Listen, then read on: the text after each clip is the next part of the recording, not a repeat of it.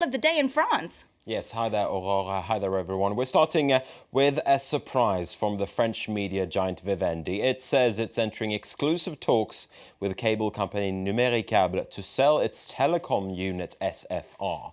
Expectations had been building that Vivendi would pick a rival bid from the conglomerate Bouygues instead. The move is seen as a cold shower for the French government as well, who had made its preferences perfectly clear. Delano de Souza has more. Vivendi is hanging up the phone on Bouygues.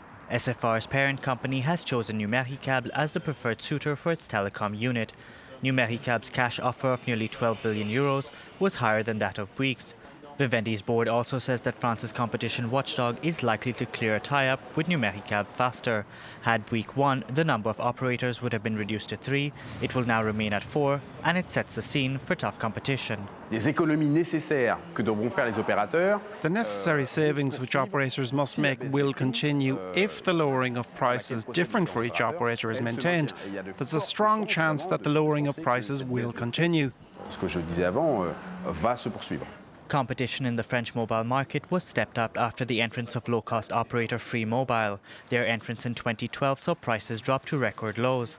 It was around then that SFR stopped being a cash generator for Vivendi.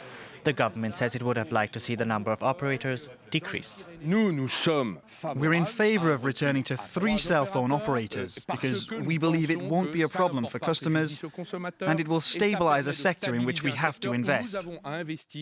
If it is ultimately successful in its bid, Numéricable stands to gain access to SFR's large retail network.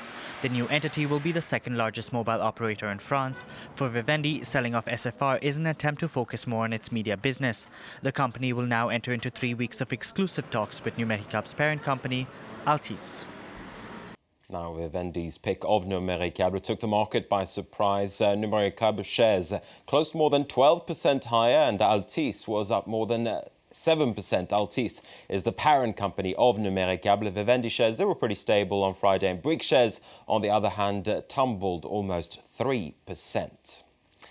Moving on now, there are warnings that Russia's economy will pay the price as the Kremlin faces off with the West over Ukraine. American bank Goldman Sachs has lowered its forecast for Russian growth this year. The bank says the Russian economy will take a hit because of an outflow of capital sparked by the crisis.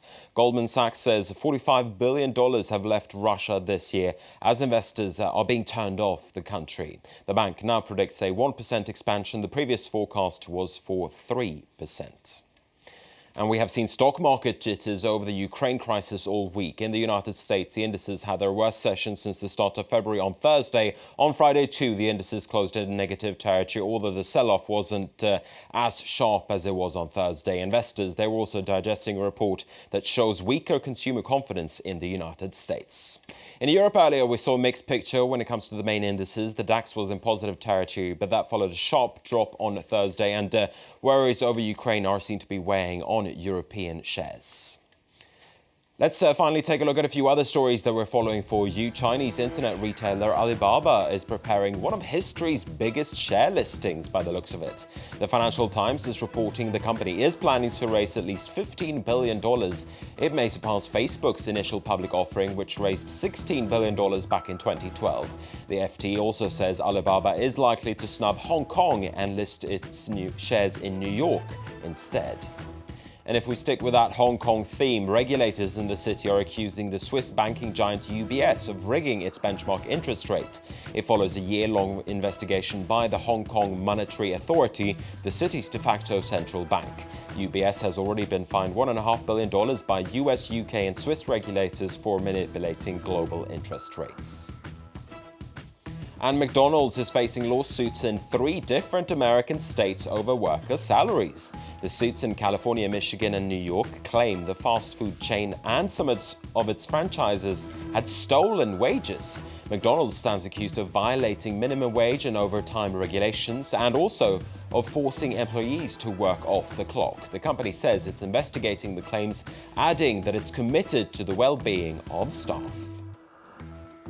Time to see now what's making the buzz on the internet with our very own James Creedon, who joins us here in the studio.